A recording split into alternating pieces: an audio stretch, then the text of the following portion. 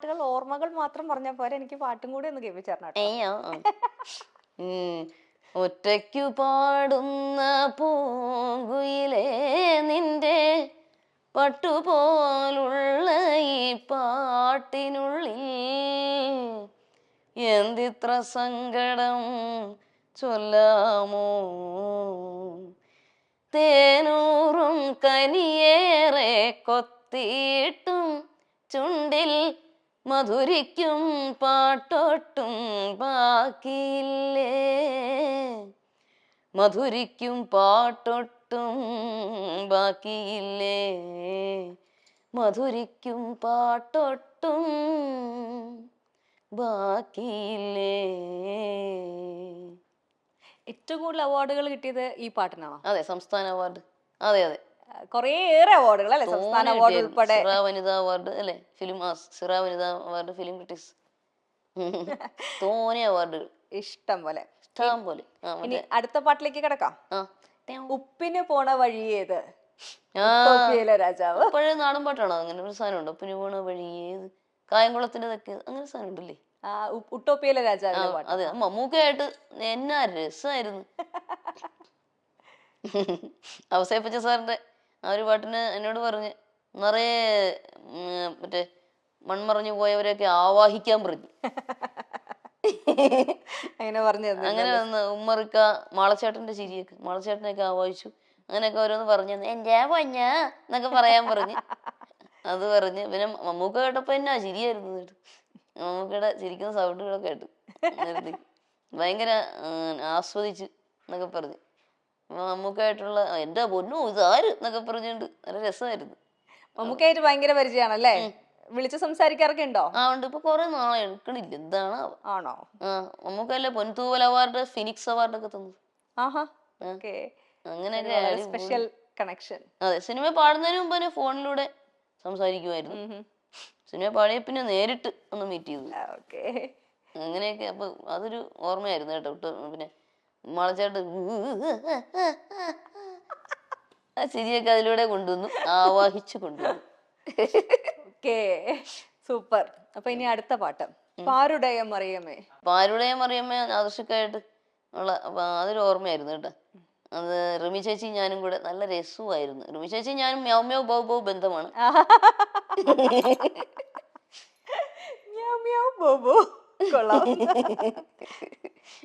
അത് ഞങ്ങൾ രണ്ടും കൂടെ പാടി നല്ല രസമായിരുന്നു. പാരുടയമറിയമേ മിശിഹായെ തുണയ്ക്കണേ. അത് മാർഗം കളിയായിട്ടുള്ള. ഈ മാർഗം കളിയുടെ പ്രത്യേകത എന്താ? കോമഡി പറയുകയാണെങ്കിൽ വേറൊരു മാർഗവും ഇല്ലാത്തപ്പോ കളിക്കുന്ന കളിയാണ് മാർഗം കളി.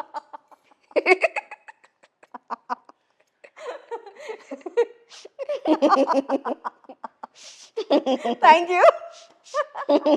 ഇന്നത്തേക്കായി ഞാൻ ശരിക്കും വേറെന്തോ സീരിയസ് ആയിട്ട് പറയാൻ വരുമെന്ന് വിചാരിച്ചു. മാർഗം കളി. ഇനി അടുത്ത പാട്ട് സ്വപ്ന സുന്ദരി. അതൊരു ഒന്നൊന്നര സാധനമായിരുന്നല്ലേ? അതെ, ഒന്നൊന്നര സാധനം തന്നെയാ. ഇമാൻ സാറ് അവിടെ ചെന്നപ്പോഴെന്നെ പഠിപ്പിക്കുകയോ ചെയ്തു കേട്ടോ. എറണാകുളത്ത് വന്നു അദ്ദേഹം. ഇമാൻ സാറിന്റെ 6-7 പാട്ടുകൾ പാടിയിട്ടുണ്ട്. അതെ അതെ, അതില് സ്വപ്ന സുന്ദരി എന്റെ അമ്മ ഐറ്റം സോങ് ആണെന്നൊക്കെ അവിടെ ചെയ്തപ്പോഴും അറിഞ്ഞു കേട്ടോ. കിട്ടാൻ പറ്റൂ. അതൊരു ഒന്നൊന്നര അനുഭവമായിരുന്നു. ഐറ്റം സോങ് എന്നൊക്കെ കേട്ടപ്പോ ഞെട്ടിയോ? അതെ അതെ. ഈശ്വര, ഞാൻ ഐറ്റം സോങ് പാടാൻ പോണു ഈശ്വര എന്ന് വിചാരിച്ചു. ദൈവമേ എന്നുള്ള ഓർമ്മ, മറ്റേ രവീന്ദ്ര മാഷ് പാടിയ ഓർമ്മ വന്നു. സ്വപ്ന സുന്ദരിക്ക് പിന്നെ അതൊന്ന് പാടിത്തരും. അതിന്റെ വരികൾ അറിയോ? അങ്ങനെ ദൈവമേ ഒരു പിടി ദുരിതവും അതിലൊരു കനവുമിതോ, കാലമേ തളർന്നിതനുദിനമെൻ മനസമതിലവോ. അത് അടുത്ത വരി എന്ത്? ചേട്ടൻ അറിയോ? എന്റെ മുന്നോ. അപ്പോഴേക്കും നമുക്ക് സ്വപ്ന സുന്ദരിയുടെ കഥയൊന്നും നമുക്ക് പാടാം. സ്വപ്ന സുന്ദരി.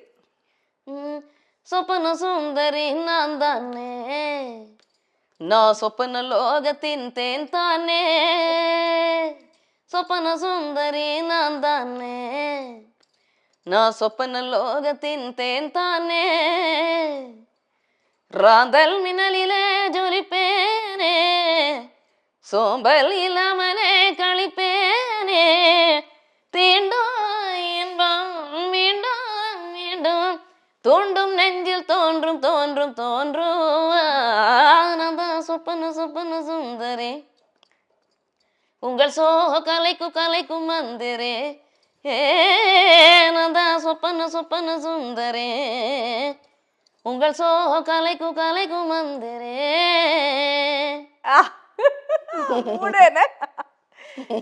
ഫാസ്റ്റ് പാട്ടുകള് പാടുമ്പോ ഉള്ള ഒരു ഫീല് വേറെ തന്നെയല്ലേ, ആ ഒരു എനർജി അതൊരു വേറെ അല്ലേ. അപ്പൊ എന്തായാലും ഇപ്പൊ നവരാത്രി കാലമാണ്. അതെ അതെ.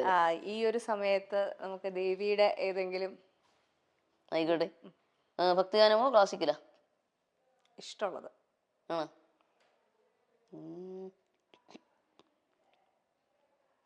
അത് ഞാൻ ദാസേട്ടന് എൻ്റെ സ്തോത്രപ്രിയ എന്നൊരു പാട്ട് GS രാധാകൃഷ്ണ സാറിന്റെ ഒരു ഭക്തിഗാനം ചെയ്തിട്ടുണ്ടല്ലോ.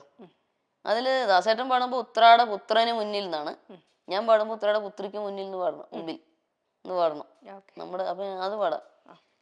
സ്തോത്രപ്രിയേ നിൻ ക്ഷേത്രം പോകും ഉത്രാട പുത്രിക്കു മുൻപിൽ.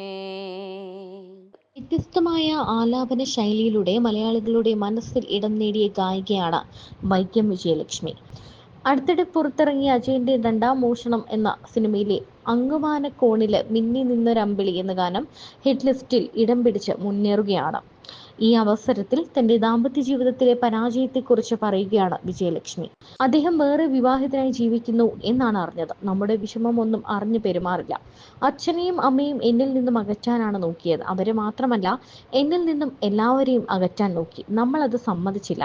അതിൽ നിന്നും കരകയറാൻ സാധിച്ചു എന്നതാണ്. പണ്ടേ ഞാൻ അങ്ങനെയാണ്. എനിക്കിഷ്ടമില്ലാത്തൊരു കാര്യം ആരൊക്കെ നിർബന്ധിച്ചാലും ചെയ്യില്ല. ആ വാശിയാണ് കരകയറാൻ സാധിച്ചത്. എൻ്റെ സ്വന്തം ഇഷ്ടപ്രകാരമാണ് വേണ്ടെന്ന് വെച്ചത്. എൻ്റെ ജീവിതമാണ്, എൻ്റെ തീരുമാനമാണ്. ആലോചിച്ച് തീരുമാനിക്കാനാണ് എല്ലാവരും പറഞ്ഞത്. തൻ്റെ കാര്യങ്ങളെല്ലാം നോക്കുന്നത് അച്ഛനും അമ്മയുമാണെന്നും അവരെ പോലെയുള്ള മാതാപിതാക്കളെ കിട്ടിയത് തൻ്റെ ഏറ്റവും വലിയ ഭാഗ്യമാണെന്നും വിജയലക്ഷ്മി പറയുന്നു. താൻ വലിയൊരു പാട്ടുകാരിയാക്കണം എന്നതായിരുന്നു അവരുടെ ആഗ്രഹം. ഞാൻ അവരെ കാണണമെന്നും അവർക്ക് ആഗ്രഹമുണ്ടെന്നും വൈക്കം വിജയലക്ഷ്മി പറയുന്നുണ്ട്.